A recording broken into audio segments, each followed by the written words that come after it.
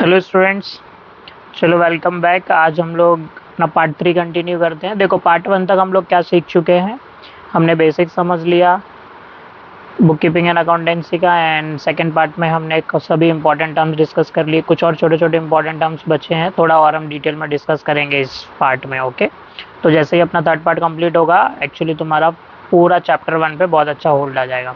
चलो देखो स्क्रीन पे देख रहे होगे तुम लोग, तीन इंपॉर्टेंट टर्म दिख रहे हैं। ये भी काफ़ी इम्पॉर्टेंट है, तुम लोगों को 11th में ही ये पता होना चाहिए ताकि आगे काम आएगा। देखो इसमें तुम लोगों ने नेटवर्थ सुना होगा, ठीक है, लेकिन नेटवर्थ का एग्जैक्ट मीनिंग क्या होता है वो डिस्कस कर लेते हैं। देखो एसेट हम समझ चुके हैं, एसेट हर वो चीज़ जो बिजनेसमैन की खुद की प्रॉपर्टी होती है। एंड लाइबिलिटीज़ क्या होता है, हर वो चीज़ जो हमको बाहर देना है, हम यूज़ कर रहे होंगे लेकिन हमारी नहीं है, हमें बाहर देना है, ठीक है। तो देखो एक फार्मूला बनता है, एसेट्स में से जब लाइबिलिटीज़ माइनस करते हैं तो नेटवर्थ बनता है। अभी तुम लोग देखो न्यूज़ में सुनते होगे कि अडानी का नेटवर्थ इतना है, अंबानी का इतना है, एलॉन मस्क का इतना है, ठीक है। तो वो नेटवर्थ कैसे कैलकुलेट होता है, बेसिक नेटवर्थ का जो फॉर्मूला है वो एग्जैक्टली यही होता है। देखो एक एग्जांपल लेते हैं।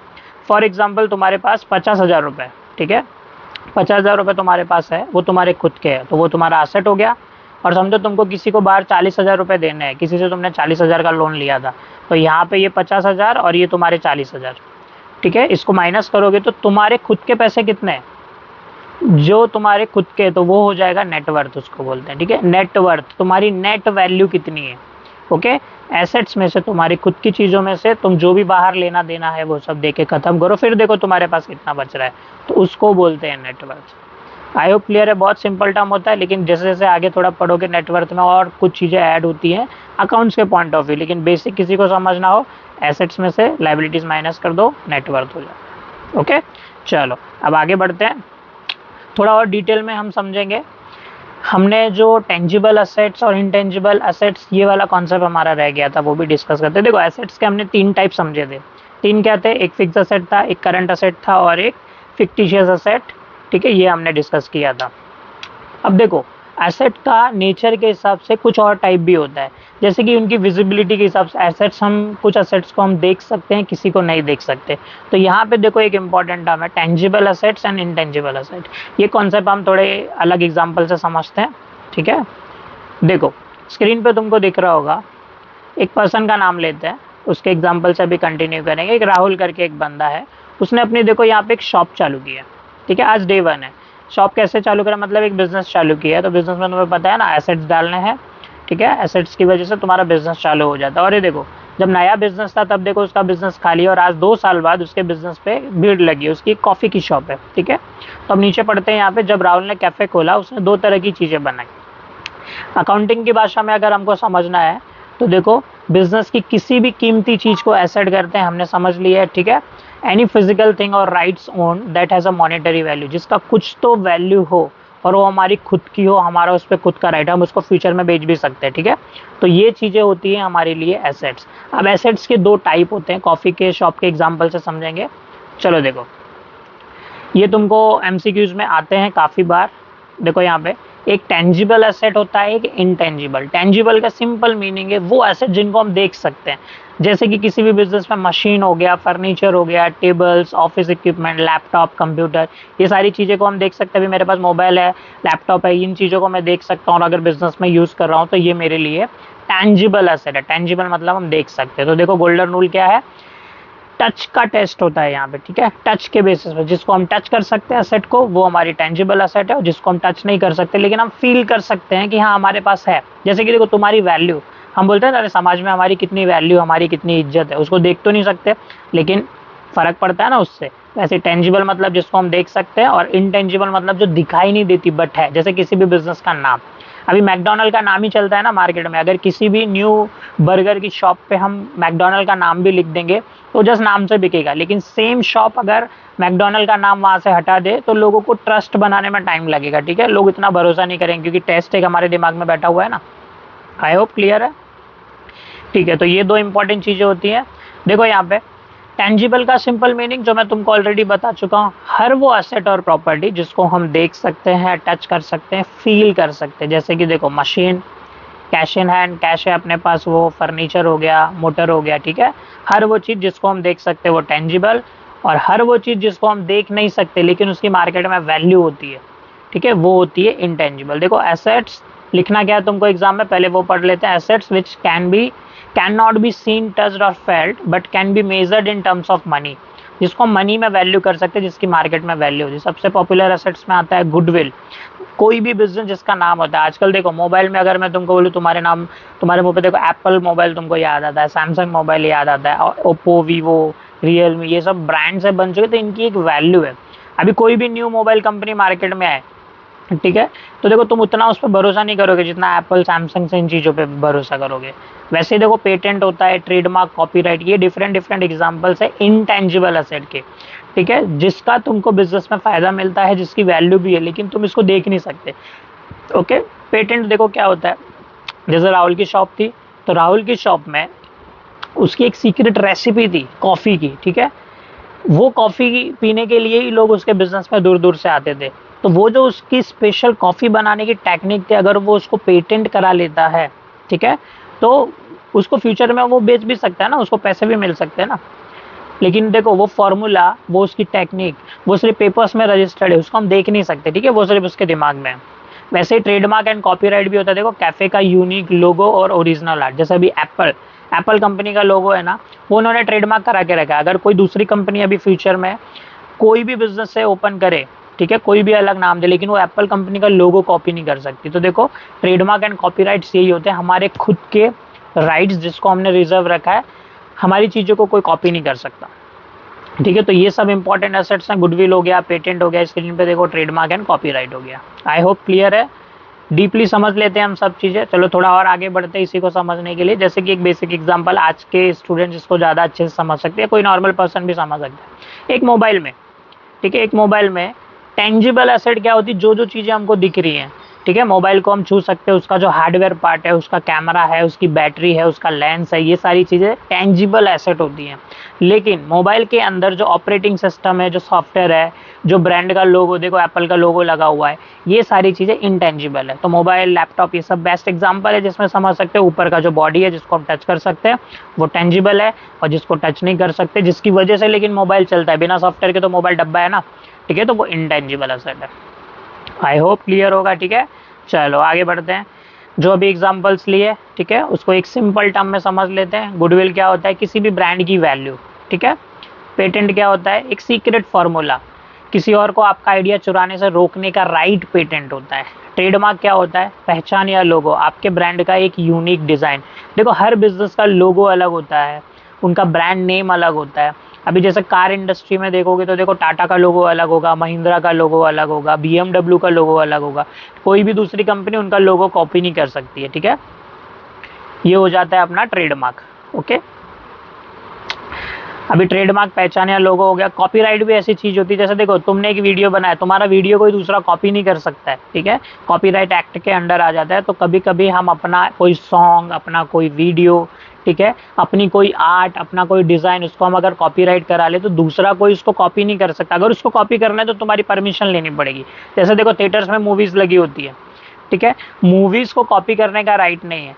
कोई ना कोई ऐप उन मूवीज़ को खरीदता है, कंपनी को वो पैसे पे करता है, या जिसने मूवी बनाई है उसको, तभी उसको वो दिखाने का राइट होता है। जैसे एक पर्टिकुलर मूवी है, वो सिर्फ अमेजन प्राइम पे आती है, कोई मूवी सिर्फ नेटफ्लिक्स पे आती है, कोई सिर्फ जियो हॉटस्टार पे आती है, तुमको पता है, क्योंकि उन लोगों ने वो राइट्स लेके रखे। उसको कॉपी करने का राइट किसी दूसरे को नहीं है। मतलब तुम्हारी कोई क्रिएटिव चीज़ जिसको कोई दूसरा अगर कॉपी करना चाहे तो वो तुम्हें पैसे देगा, तो वो एसेट का काम कर रहा है कि नहीं, समझ रहा है। गुडविल, पेटेंट, ट्रेडमार्क, कॉपीराइट, ये बहुत ही इंपॉर्टेंट इंटेंजिबल एसेट है। नॉर्मली एग्जाम में तुमको यही सब आते हैं, ठीक है। चलो आगे बढ़ते हैं। अब दोनों की वैल्यू नॉर्मली देखो बराबर ही होती है। ऐसा नहीं है कि जो इंटेंजिबल चीज़ है उसकी वैल्यू ना, कभी कभी ज़्यादा भी होती है। फॉर एग्जांपल देखो, एक अगर तराजू की बात करें, यहाँ पे तुम्हारा कैश पड़ा हुआ है, तुम्हारी मशीन्स हैं, लैपटॉप्स है, सब इनकी वैल्यू अगर 5 लाख है, तो तुम्हारे पास जो इंटेंजिबल्स है उनकी भी वैल्यू 5 लाख है, उससे ज़्यादा हो सकती है। इंटेंजिबल एसेट दिखते नहीं है लेकिन उनकी वैल्यू होती है। ऐसा नहीं है तुम्हारे सामने शॉप में तुम घुसे, तुमको 5 लाख रुपए का एसेट दिख रहा है, लेकिन इंटेंजिबल्स तो कहीं दिख नहीं रहे, लेकिन उनकी वैल्यू होती है। बुक्स में, जो हम बुक्स बनाते हैं, अकाउंटिंग करेंगे यहाँ पे, वहाँ पे हम उनकी वैल्यू बताते हैं। क्यों वैल्यू बतानी होती है, फ्यूचर में अगर कोई खरीदने आया, ठीक है, तो उसको पता तो कि आज इस बिज़नेस को खरीदने के लिए हमें कितना पैसा देना पड़ेगा। फॉर एग्जांपल अगर आज कोई एप्पल कंपनी को खरीदना चाहे तो एप्पल कंपनी का एक प्राइस है, मतलब अगर एप्पल कंपनी से बहुत ज़्यादा ही कोई बड़ी कंपनी होगी तभी वो उसको खरीद सकती है, क्योंकि उसके पास गुडविल भी है, ठीक है, और उसके पास बहुत सारे एसेट्स भी है। तो देखो इंटेंजिबल एसेट्स दिखते नहीं है, इसका मतलब ये नहीं कि वो फ्री हैं। एक सक्सेसफुल बिजनेस, जैसे कि ये राहुल का कॉफ़ी शॉप था, एक सक्सेसफुल बिजनेस के लिए उसके दुकान के जो सामान है, जो टेंजिबल एसेट्स होते हैं, उसके साथ साथ दुकान का नाम, दुकान का नाम मतलब जो गुडविल है, वो जो हमारे लिए एक इंटेंजिबल एसेट है, वो भी उतनी ही ज़रूरी है। दोनों को पैसों में मेजर किया जाता है, दोनों को पैसों में वैल्यू दोनों की पता होनी चाहिए तुमको। हमेशा बिजनेस में हर चीज़ की हम वैल्यू निकाल के रखते हैं। एक सिंपल लॉजिक क्यों निकाल के रखना होता है, अगर आज हमें अपना बिजनेस बंद करना पड़ जाए या आज किसी को बेचना पड़ जाए तो उससे कितना मिलेगा हमको, ठीक है। चलो आगे बढ़ते हैं। वैसे तो अभी हम बहुत अच्छे से समझ चुके हैं, थोड़ा ब्रीफ में और क्लियर कर लेते हैं। स्क्रीनशॉट ले सकते हो तुम लोग इसका, ये देखो टेंजिबल एसेट्स जिनको छू सकते हैं, देख सकते हैं, जो फिजिकल शेप में होते हैं। जिसका कोई फिजिकल शेप नहीं होता है, जिसको ना ही हम छू सकते हैं ना ही देख सकते हैं, वो इंटेंजिबल एसेट होता है। टेंजिबल एसेट हमारी फिजिकल प्रॉपर्टी होती है, ये हमारे सिर्फ राइट्स और रेपुटेशन होते हैं, ठीक है। वैल्यू होती है, इमेजनरी है लेकिन इसकी वैल्यू है। एग्जाम्पल्स वही कैश, फर्नीचर, कंप्यूटर, मोटर्स, और यहाँ पे goodwill, software, patent, copyright, trademark, ये सारी चीज़ें दोनों ही बिजनेस के लिए ज़रूरी हैं और दोनों की वैल्यू बैलेंस शीट में जुड़ती है।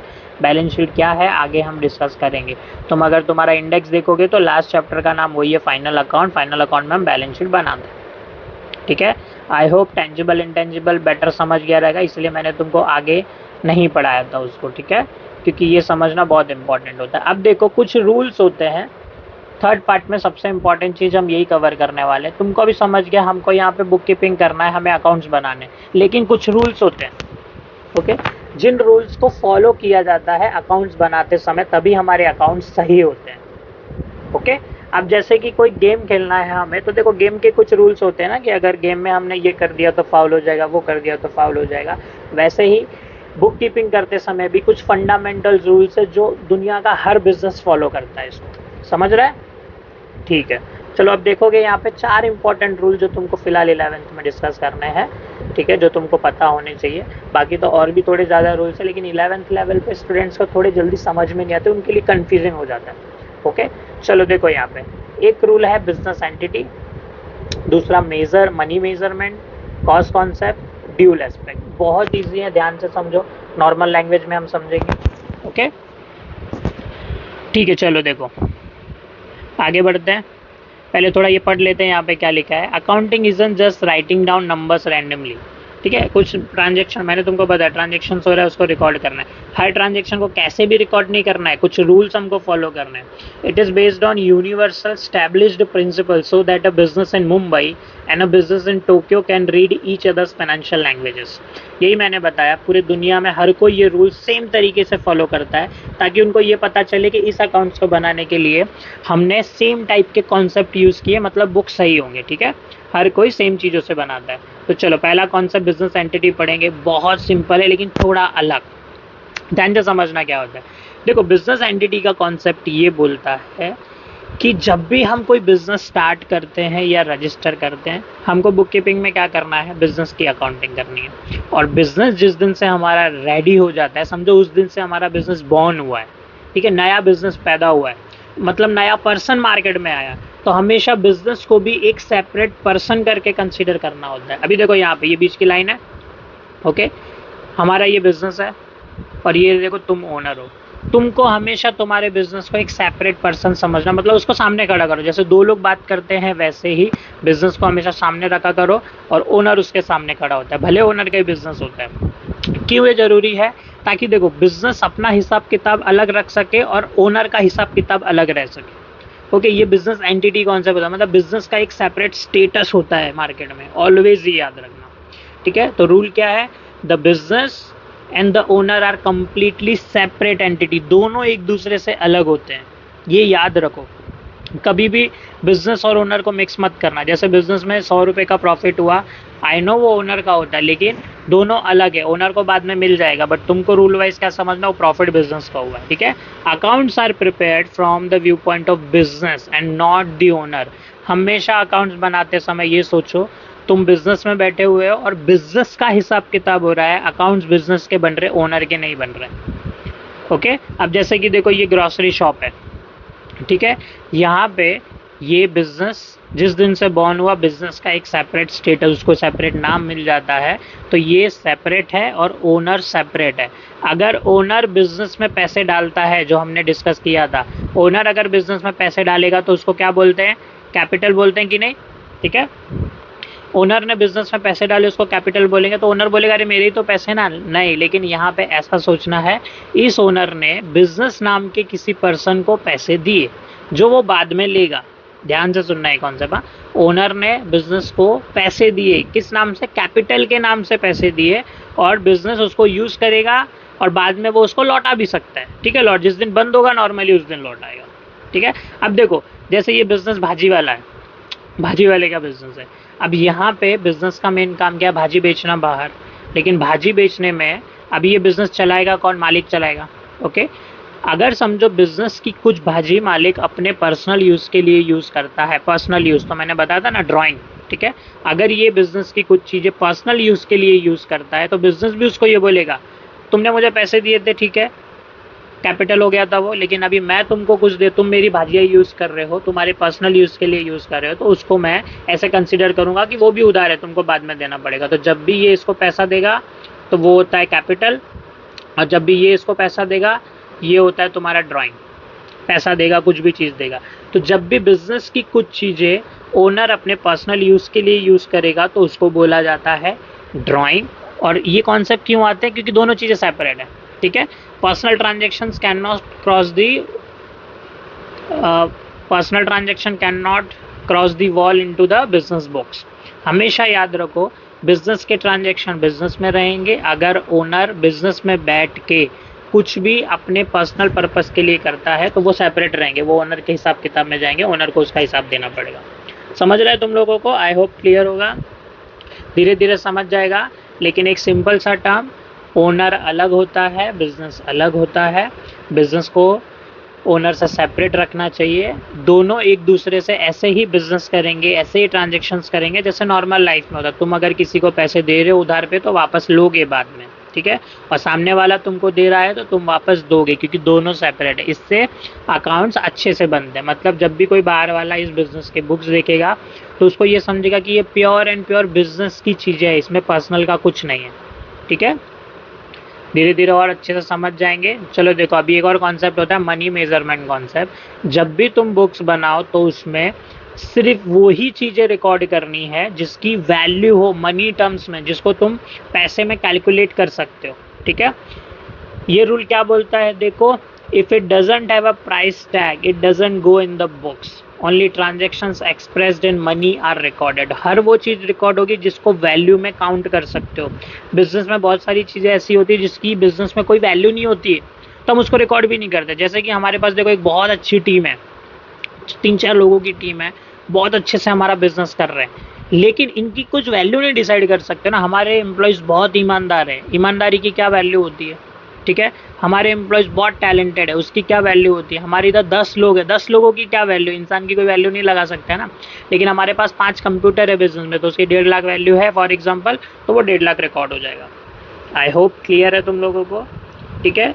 हर वो चीज़ रिकॉर्ड करेंगे जिसकी पैसे में वैल्यू है, और वो सारी चीज़ें इग्नोर करेंगे जिसकी वैल्यू हम काउंट ही नहीं कर सकते, ठीक है। नॉर्मली एम्प्लॉयज़ वगैरह ये चीज़ें, हाँ एम्प्लॉयज़ को सैलरी देते हैं लेकिन एम्प्लॉय का वैल्यू है क्या, नहीं होता है, ठीक है। तो वो चीज़ हम रिकॉर्ड नहीं करेंगे, सिर्फ वही चीज़ रिकॉर्ड करेंगे जिसकी हम वैल्यू डिसाइड कर सकें, जिसके पास एक price tag. I hope clear होगा। चलो आगे बढ़ते हैं, एक और कॉन्सेप्ट कवर करते हैं, कॉस्ट कॉन्सेप्ट। बहुत इंपॉर्टेंट और बहुत अच्छा कॉन्सेप्ट है, ये नॉर्मली एसेट्स के लिए लागू होता है तो तुमको ध्यान देना। ये रूल क्या बोलता है, an asset is recorded at its historical acquisition cost. कोई भी जो एसेट होता है उसको उसके हिस्टोरिकल एक्विजिशन कॉस्ट पे रिकॉर्ड करते हैं, मतलब एसेट को जिस रेट पे हमने खरीदा होता है वही रेट पे रिकॉर्ड करते हैं, ठीक है। फॉर एग्जाम्पल आगे पहले पढ़ लेते हैं, what you actually paid for it not what you think is worth today. For example ये देखो, ये एक बिल्डिंग है, ठीक है, आज से समझो कई साल पहले 2015 में मैंने 50 लाख की ये बिल्डिंग खरीदी थी, 50 लाख, तो मैंने इस बिल्डिंग को खरीदने के लिए 50 लाख रुपए पे किए थे, ये याद रखना, ये उसका कॉस्ट है। कॉस्ट मतलब किसी भी चीज़ को खरीदने का उसका ओरिजिनल प्राइस जो तुम पे करते हो, ठीक है। 1 किलो अगर सेब खरीद रहे हो, सेब के लिए 100 रुपये पे करे तो 100 रुपये तुम्हारा कॉस्ट है, ओके। अब देखो ये 50 लाख की हमने 2015 में खरीदी थी, लेकिन समझो 2024 में जाके इसकी वैल्यू 80 लैक्स हो गई। तो बुक्स में किस पे दिखाएंगे हम, ये रूल है, बुक्स में हम इसको 50 लाख पे ही दिखाएंगे, ठीक है। क्योंकि क्या होगा, अगर हम इसको इस पे नहीं दिखाएं, ये एक्चुअल प्राइस जो हमने पे किया है वही हमको दिखाना है। अगर ये रूल नहीं फॉलो होगा तो बहुत सारे लोग क्या करेंगे, अपनी सस्ती चीज़ों की वैल्यू भी ज़्यादा बढ़ा के बताएंगे और उसका उनका बिजनेस बहुत महंगा दिखेगा, उनके बिजनेस की वैल्यू बहुत ज़्यादा दिखेगी, जो एक्चुअली गलत है, ठीक है। ये वैल्यू ही है इसकी, प्रॉपर्टी की वैल्यू 80 लाख रुपए ही है और इतनी ही रहेगी। अरे जिस दिन बेचोगे उस दिन 80 लाख मिल जाएंगे ना, उस दिन पूरा का पूरा प्रॉफिट हो जाएगा। लेकिन फिलहाल बुक्स जब बनाएंगे तो हम लोग चीज़ों की वैल्यू सिर्फ और सिर्फ कॉस्ट पे दिखाएंगे, इसको बोलते हैं कॉस्ट कॉन्सेप्ट, ठीक है। आज उसकी जितनी वैल्यू है उस पर नहीं रिकॉर्ड करेंगे, हमने कितने में खरीदी थी उस पर रिकॉर्ड करेंगे। और सिर्फ एसेट्स के लिए ये यूज़ होता है, क्योंकि बिजनेस में तो एसेट्स होते ही है ना, ठीक है। आई होप क्लियर है। चलो कॉन्सेप्ट 4 कवर करते हैं 11th के हिसाब से, जो तुम्हारा है dual aspect concept. Dual aspect concept क्या बोलता है, देखो बहुत ईजी है।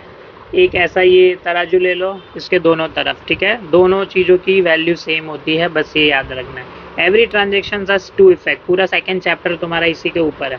हर ट्रांजेक्शन के 2 इफेक्ट होते हैं। For every debit there is an equal and corresponding credit. देखो हर बिजनेस में ट्रांजेक्शन होता है, ट्रांजेक्शन 2 वे होते हैं। पैसा जाएगा तो कुछ सामान आएगा, किसी को तुम कुछ बेचोगे तो पैसे आएंगे, समझ रहा है। ये ही चीज़ है यहाँ पे, हर ट्रांजेक्शन के 2 एस्पेक्ट होते हैं। तो देखो ये तुम्हारी एक बैलेंस शीट होती है, जो चैप्टर नंबर तुमको लास्ट तक जा जाके पूरा समझ जाएगा। और अभी थोड़ी देर पहले हमने एक कॉन्सेप्ट समझा था ना, नेटवर्थ वाला। नेटवर्थ का एक दूसरा नाम कैपिटल भी होता है।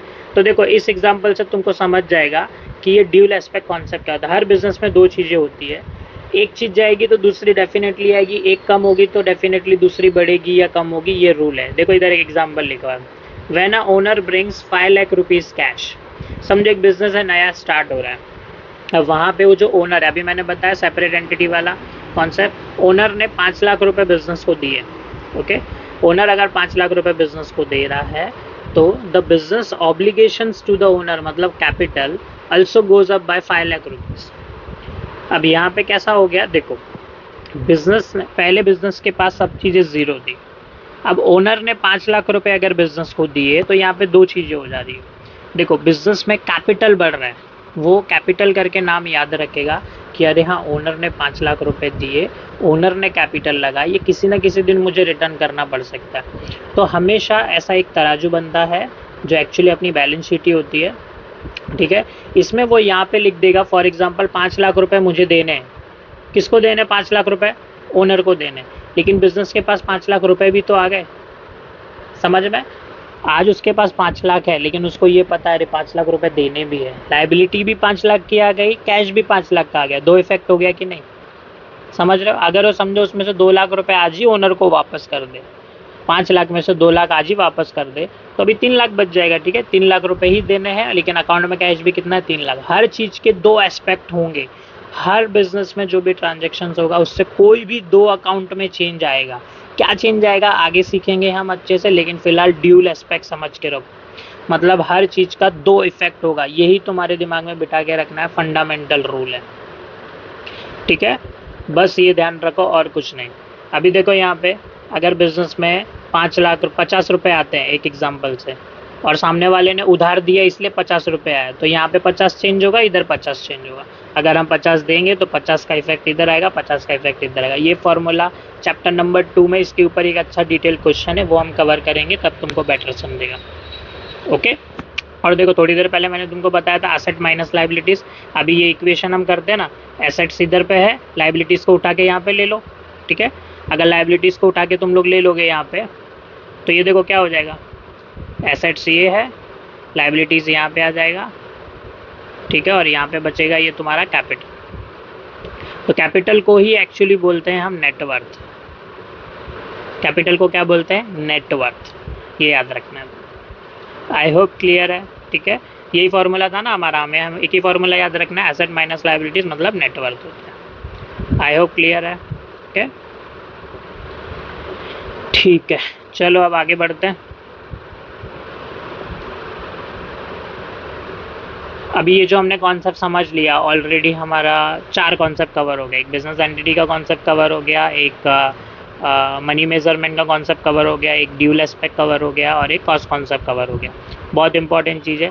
ऐसे ही देखो, इसको थोड़ा और डिटेल में हम समझ सकते हैं अलग अलग एग्जाम्पल से। जैसे अभी एक अमन है, ठीक है, इसके सपने बहुत बड़े बड़े हैं, इसको अपना बिजनेस चालू करना है, लेकिन उसको ये सारे कॉन्सेप्ट फिलहाल समझ में नहीं आ रहे, ड्यूल एस्पेक्ट वगैरह, कॉन्टिजेंट लायबिलिटीज़ जो हमने पहले की थी। देखो, अमन एक 11th ग्रेड का स्टूडेंट है who wants to start his own business but he is terrified by heavy text book words. Today we are going to help Aman decode these words. ठीक है, चलो अमन को बिजनेस स्टार्ट करने में हम हेल्प करते हैं। सबसे पहले जो हमने कॉन्सेप्ट किया था ना अपना सेपरेट एंटिटी वाला, बिजनेस एंटिटी, उसको सेपरेट एंटिटी कॉन्सेप्ट बोलते हैं। देखो, before Aman sells a business, okay, before Aman sells a single item, he must understand the business entity concept. In the eye of commerce, Aman and Aman shop are two completely different people. दो अलग लोग हैं, बताया था मैंने, owner अलग रहेगा, अमन का बिजनेस अलग रहेगा। देखो, बिजनेस यहाँ पे है, अमन की पर्सनल लाइफ यहाँ पे, दोनों को मिक्स नहीं करना है। अगर अमन बिजनेस में से कभी कुछ पर्सनल खर्चे करता है तो उसको सेपरेट ही याद रखना है। ठीक है, रूल है। देखो, if Aman page 25,000 for his home rent, वो यहाँ पे बैठा है और इसने समझो 25,000 रुपये बिजनेस के लिए, अपने घर के लिए रेंट भरा है, एंड 25,000 उसने शॉप का रेंट भरा है। The business only cares about the shop rent. Business अपने 25,000 के रेंट के लिए ये बोलेगा कि अरे हाँ, वो मेरा रेंट है। लेकिन ये जो अमन ने 25,000 रुपये भरे अपने घर का, तो ये जो अमन का बिजनेस है, बिजनेस का एक नाम होगा ना, ठीक है, जैसे अमन सेंटर, ठीक है, अमन स्टोर। तो अमन का जो स्टोर है वो ये याद रखेगा कि मैंने जो मेरा 25,000 भरा वो तो ठीक है, बिजनेस का रेंट था, बिजनेस के पर्पज से था, लेकिन उसने ये जो अमन को 25,000 रुपये दिए, अमन ने जो 25,000 रुपये रेंट भरा, वो ऐसे याद रखेगा कि अमन को दिए। अब एक छोटा, एक इसको डिटेल में थोड़ा समझते हैं। अमन ने बिजनेस में 5 लाख रुपए डाले होंगे, 5 लाख से स्टार्ट किया होगा, तो अमन ने भी तो इसको बोला रहेगा, अरे मैंने तुझे 5 लाख रुपए दिए, याद रखना। तो अमन का जो बिजनेस है उसने याद रखा, ठीक है सर, आपने मुझे 5 लाख रुपए दिए, मैं याद रखूंगा, फ्यूचर में आप जब भी आपको चाहिए आप 5 लाख रुपए ले सकते हो, स्पेशली जब बिजनेस जब बंद होता है तभी ले सकते हैं। लेकिन जब अमन ने क्या किया, अमन के बिजनेस से उसने 25,000 रुपये का रेंट पे किया, तो बिजनेस भी तो इसको बोलेगा, अरे अभी तुमने भी तो मेरे गले में से तुमने अपने पर्सनल यूज़ के लिए किया, बिजनेस के लिए तो किया नहीं। वो 25,000, तो ये बिजनेस कैसे याद रखेगा पता है, तुमने 5 लाख रुपए दिए थे, 25 लाख उसमें से माइनस कर दो, मतलब सिंपल, तुमने कैपिटल दिया था उसमें से ड्राइंग माइनस कर दो। तो हमेशा याद रखो, कैपिटल मतलब बिजनेस में पैसा आया, ड्राइंग मतलब गया, तो ये दोनों आपस में एडजस्ट हो जाते हैं। तो अगर आज की बात करें तो अमन के शॉप में, अमन का जो ये स्टोर है, इसमें अमन का कितना पैसा लगा हुआ है, 5 लाख माइनस 25,000, 4,75,000 रुपीज़ लगे हुए हैं। हमेशा ये याद रखना, बहुत सिंपल कॉन्सेप्ट है। ये देखो, ड्राइंग होता है, ड्राइंग हमेशा माइनस करना है। अगर ड्राइंग 25,000 है और यहाँ पे कैपिटल है, ठीक है, कैपिटल उसने 5 लाख रुपए दिया था, ओके, एक सेकेंड ना, यहाँ पे देख लो, तुम्हारा कैपिटल था 5 लाख रुपए और यहाँ पे तुम्हारा ड्राइंग था 25,000 रुपये। तो ये 5 लाख रुपए इसने बिजनेस को दिए थे, 25,000 रुपये इसने बिजनेस से लिए थे, तो नेट 475 का बैलेंस बचेगा, ये तुमको याद रखना, ठीक है। चलो, अभी अमन को बिजनेस तो करना है, उसके दिमाग में बिजनेस का आइडिया है, उसने वो कॉन्सेप्ट समझ लिया है, लेकिन कौन कौन से टाइप के वो बिज़नेस कर सकता है ये भी थोड़ा डिस्कस कर लेते हैं हम लोग। हमेशा किसी भी पर्सन को बिज़नेस करना हो तो वो देखो, ट्रेडिंग बिजनेस चालू कर सकता है, मैन्युफैक्चरिंग चालू कर सकता है, या सर्विसेज चालू कर सकता है। बहुत सिंपल है, ट्रेडिंग मतलब सामान खरीदना है, बेचना है, बस, ज़्यादा दिमाग नहीं लगाना है। जैसे कि एक केमिस्ट की शॉप, एक भाजी वाले की शॉप, मेडिकल में मेडिसिन खरीदो बेचो, भाजियाँ खरीदो बेचो, ये ट्रेडिंग बिजनेस होता है और सबसे इजी बिजनेस होता है, क्योंकि सिर्फ पैसा लगाना है, खरीदना बेचना, ज़्यादा दिमाग नहीं लगाना है। लेकिन कुछ मैन्युफैक्चरिंग बिजनेस होते हैं, ठीक है, यहाँ पे हम लोग सामान खुद बनाएंगे, रॉ मटेरियल खरीदेंगे, सामान बनाएंगे, फिर बेचेंगे। जैसे कि कार वाली कंपनियाँ होती है, वो लोग स्टील खरीदेंगी, टायर खरीदेंगी, बहुत सारे ऑटो पार्ट्स खरीदेंगी, उनको असेंबल करेंगे, प्रॉपर कार बनाएंगे और फिर कार बेचेंगे, तो ये मैन्युफैक्चरिंग बिजनेस। और एक सर्विस इंडस्ट्री होता है, जैसे सीएस, डॉक्टर, ऐप डेवलपर्स, ये लोग अपनी सर्विस देते हैं। कुछ प्रोडक्ट नहीं बेचते लेकिन सर्विस देते हैं ना। अभी डॉक्टर के पास जाओगे, डॉक्टर मेडिसिन तो देता है, लेकिन उसके पैसे जो मेन हम उसको देते हैं वो उसको मेडिसिन के लिए नहीं देते, हम उसकी सर्विस के लिए देते हैं। ठीक है, सीए हमारा आईटीआर फाइल वगैरह करता है, अकाउंट्स बनाता है, हम उसके लिए उसको पैसे देते हैं। ठीक है, वहाँ पे कुछ हमारे हाथ में प्रोडक्ट नहीं मिलता लेकिन उसने सर्विस दिया। हम मसाज पार्लर में गए, हम बाल कटवाने गए, इन लोगों ने हमको सर्विस दिया। ठीक है, तो ऐसे बिजनेस सर्विस के होते हैं, मैन्युफैक्चरिंग होते हैं, ट्रेडिंग। 11th लेवल पे तुमको पता होना चाहिए अलग अलग टाइप के 3 मेन टाइप कौन से होते हैं बिजनेस में। ट्रेडिंग, खरीदो बेचो। मैन्युफैक्चरिंग, बनाओ बेचो। सर्विस, डायरेक्ट सर्विस दो, कुछ खरीदना बेचना नहीं है ना कुछ बनाना है। आई होप क्लियर है। चलो थोड़ा और डिटेल में समझ लेते हैं। देखो, अमन को बिजनेस चालू करना था। अब बिजनेस चालू करने के लिए जो पैसे लगेंगे, तो अमन, कोई भी बिजनेस का ओनर बिजनेस में जितना पैसा डालेगा उसको कैपिटल बोलेंगे। धंधा शुरू करने के लिए पैसा चाहिए और ये कैपिटल बिजनेस में पड़ा रहता है। और याद रखना, कोई भी बिजनेस उसको याद रखता है, अरे मालिक ने पैसा दिया था। ठीक है, मालिक के नाम का, तो मालिक का नाम यूज नहीं करते बिजनेस में, मालिक के नाम की जगह पे कैपिटल वर्ड यूज होता है। ये याद रखो, तो इससे सारे कॉन्सेप्ट समझ जाएंगे। ठीक है, जब भी किसी बिजनेस में मालिक पैसा लगाता है तो उस पैसे को कैपिटल नाम से बिजनेस याद रखता है। और ज़रूरी होता है कैपिटल बिजनेस में लगाना, बिना कैपिटल के बिजनेस स्टार्ट नहीं होता, या तो खुद लगाओ या किसी से लेके लगाओ। ठीक है, अब देखो, बिजनेस में 50,000 रुपये लग गए, लेकिन अगर समझो इसको कभी कुछ पैसों की ज़रूरत लगती है, इसको मोबाइल का रिचार्ज कराना है, या देखो अपनी वाइफ के मोबाइल का बिल भरना है, या घर का लाइट बिल भरना है, अगर कुछ भी पर्सनल खर्चे बिजनेस से करेगा तो बिजनेस अलग है, सेपरेट एंटिटी है। बिजनेस याद रखता है कि नहीं? बिजनेस याद रखेगा, मालिक आपने पहले पैसे दिए थे 50,000, ठीक है, लेकिन अभी आपने 2,000 का रिचार्ज करा लिया, वो 2,000 रुपये ड्राइंग करके वो याद रखेंगे। ठीक है, और ड्राइंग हमेशा कैपिटल को कम कर देता है, समझ रहा है? ड्राइंग कैपिटल को कम कर देता, याद रखना है तुमको। और ड्राइंग की डेफिनेशन ये देखो, drawing is the amount of cash और value of goods withdrawn from the business by the owner for personal use. Personal use होना चाहिए। ठीक है, अगर यही समझो ऑफिस का टेलीफोन या मोबाइल होता और उसमें रिचार्ज करते तो वो नहीं ड्राइंग था, पर्सनल यूज के लिए थोड़ी था, तो बिजनेस में कस्टमर्स के लिए था ना। ठीक है, चलो अच्छे से तो कवर हो चुका है। छोटा कॉन्सेप्ट होता है पर बच्चों को बहुत कंफ्यूजिंग लगता है, इसलिए हम डिटेल में कवर कर रहे हैं। देखो, कैपिटल और ड्राइंग, डायरेक्शन क्या है इसका? ओनर की तरफ से बिजनेस के लिए जाता है कैपिटल। ठीक है, मालिक बिजनेस में डालता है। और ड्राइंग क्या होता है? बिजनेस में से पैसा वापस आता है। ये याद रखो हमेशा। Increase the value of business, और जितना भी पैसा मालिक बिजनेस में डालेगा बिजनेस का वैल्यू बढ़ेगा उतना। ठीक है, बिजनेस का वैल्यू उतना ही ज़्यादा बढ़ता है। और ये देखो, अगर बिजनेस में से मालिक कुछ ड्राइंग लेके आएगा तो मालिक का ही पैसा कम होता है। ठीक है, वही तो अपना पैसा निकाला, तुमने कहीं बिजनेस में पैसा लगाया था, आप निकाल रहे हो, सीधी बात वही है। रियल लाइफ एग्जांपल लेते हैं, अमन ने 50,000 रुपये डाले थे बिजनेस में। ठीक है, अपना शॉप स्टार्ट करने के लिए, वो कैपिटल था। अमन ने 4,200 रुपये अपनी वाइफ का मोबाइल बिल भरने के लिए भर दिया, तो 50,000 में से 4,200 माइनस हो जाएगा। ठीक है, कैपिटल माइनस ड्राइंग, से याद रखो, कैपिटल में से ड्राइंग ऑलवेज माइनस होता है। चलो देखो, बिजनेस स्टार्ट करने के लिए जो भी हम पैसे लगाते हैं, या तो वो पैसे सिर्फ वो कमा के तो नहीं देते हैं, ज़्यादातर उन पैसों से हमें एसेट्स खरीदना पड़ता है। तो देखो, अलग अलग टाइप के हम एसेट्स खरीदेंगे। अगर हमको बिजनेस चलाने के लिए कुछ फिक्स एसेट चाहिए तो हमने कंप्यूटर खरीद लिया।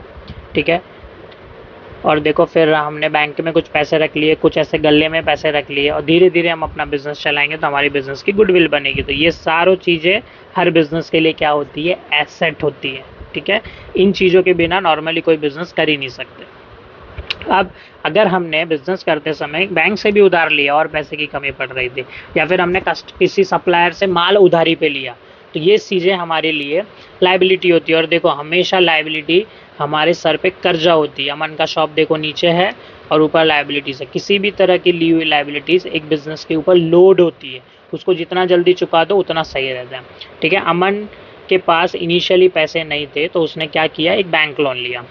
ठीक है, उसने बैंक लोन ले लिया और he buys some goods on credit from the supplier. Liabilities are amounts payable by the business to the other. दूसरों का पैसा जो वापस करना है, तो वो बहुत बड़ा लोड होता है हमारे लिए, समझ रहा है?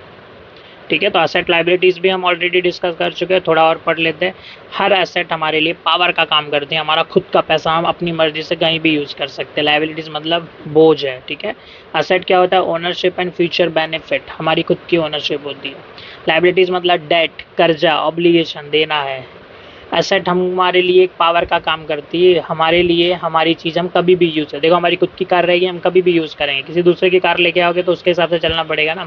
कैश, कंप्यूटर, फर्नीचर, गुडविल, ये सब हमारे लिए एसेट होते हैं। लाइबिलिटीज़ क्या होते हैं? Bank loan, creditors, outstanding expenses, ये सारी चीज़ें हमारे लिए क्या होती हैं? लाइबिलिटीज़ होती हैं। आई होप क्लियर है, ठीक है। ओके, अब देखो बिजनेस की बात करें, तुमको ये भी पता चल गया ना, एक बिजनेस में वो जो मालिक पैसा लेके आता है वो भी लाइबिलिटीज़ होती है कि नहीं?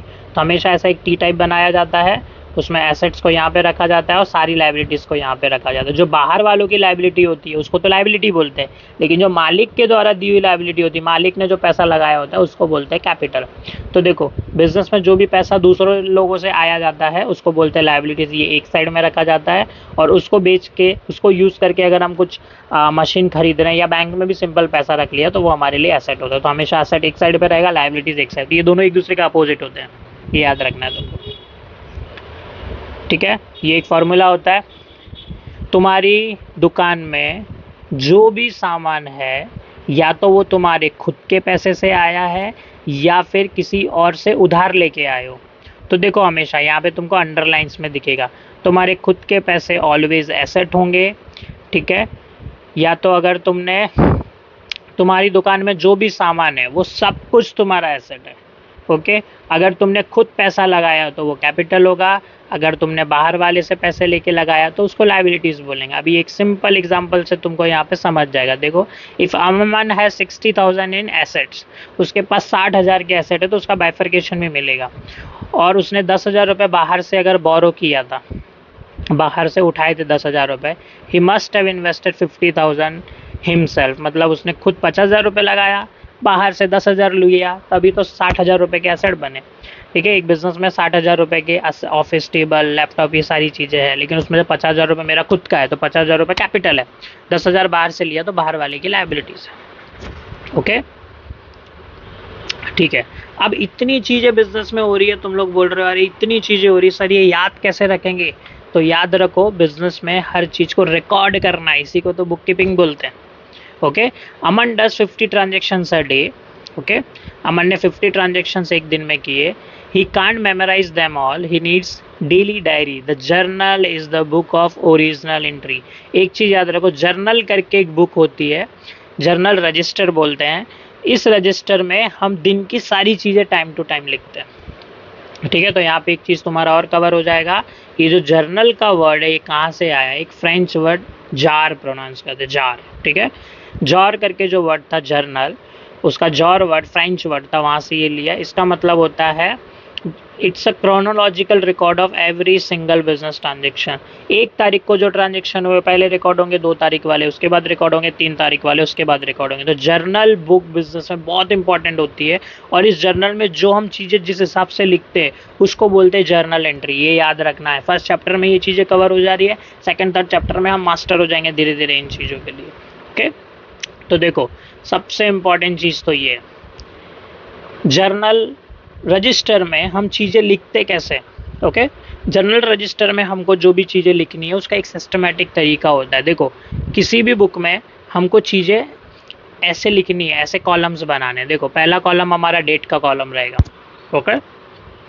उसके बाद एक पर्टिकुलर्स का कॉलम रहेगा, फिर एक एलएफ रहता है, एक साइड डेबिट होता है, एक साइड क्रेडिट। देखो ड्यूल कॉन्सेप्ट में मैंने बताया ना, तो ड्यूल कॉन्सेप्ट में मतलब हर बिजनेस में जो ट्रांजेक्शन्स होते हैं उसके 2 एस्पेक्ट होते हैं, एक ऑलवेज डेबिट होगा, एक ऑलवेज क्रेडिट होगा। ये रूल समझेंगे अपकमिंग चैप्टर्स में, पर जर्नल एंट्री करते समय हमको ऐसा लिखना होता है। तो देखो ये फॉर्मेट बनाना है, इन फॉर्मेट का मीनिंग भी तुमको बाजू में दिया हुआ है। देखो डेट, किस डेट पे क्या ट्रांजेक्शन हुआ, व्हेन डिड द, ठीक है, ये ट्रांजेक्शन्स कौन सी डे पे हुआ है, तुमको यहाँ पे डेट लिखना है, वो ट्रांजेक्शन क्या हुआ है, ठीक है, कौन कौन इन्वॉल्व था, तो यहाँ पे उसका नाम अच्छे से लिखना है आपको। शॉर्टकट में लिखना होता है, क्या तरीका है वो डिस्कस करेंगे, पर ये फॉर्मेट है। फिर यहाँ पे एक एलएफ करके होता है, इसको बोलते हैं लेजर फोलियो, फोलियो मतलब होता है पेज नंबर, ठीक है। ये अभी के लिए इग्नोर करेंगे क्योंकि जर्नल के बाद एक और चैप्टर होता है लेजर करके, वहाँ पे हम पेज का रेफरेंस देते हैं, मैं बताऊंगा तुमको बाद में कैसा होता है। फिर बाद में ये ड्यूल डेबिट, अगर पैसा आया गया है तो कभी डेबिट में लिखेंगे और कभी हम क्रेडिट में लिखेंगे। तो ये रूल समझने के बाद होता है, पर देखो ये फॉर्मेट होता है ऑलवेज, द ड्यू लिव है, व्हाट कम्स इन और व्हाट गोज। समझो पैसा आ रहा है हम डेबिट में लिख रहे हैं, पैसा जा रहा है तो हम क्रेडिट में लिख रहे हैं। ये एक सिस्टम बनाया हुआ है हमने, ठीक है। ये रूल्स हम फ्यूचर में डिस्कस करने वाले हैं।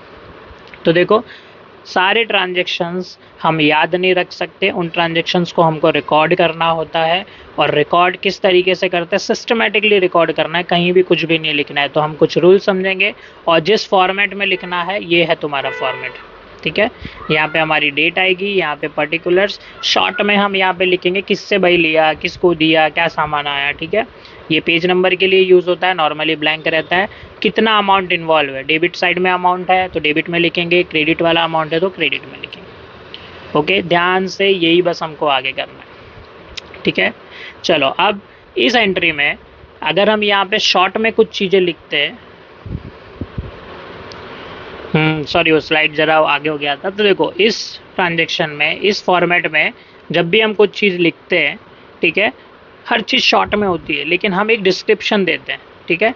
जब भी हम कुछ जर्नल एंट्री करते हैं तो इस जर्नल एंट्री में हम नीचे एक सिस्टमेटिक तरीके से कुछ लिखते हैं जिसको हम स्टार्ट करते हैं बीइंग से, ठीक है। समझो बिजनेस में कैश आया तो हम लिखेंगे being started business with cash, being से ही लिखना है, मार्क्स होते हैं यहाँ पे तुम्हारे, ठीक है। स्टार्टिंग में जरूर है, देखो इसको नरेशन बोला जाता है, ठीक है। Below every journal entry there is short bracket sentence, bracket में लिखा जाता है, ऑलवेज याद रखना है।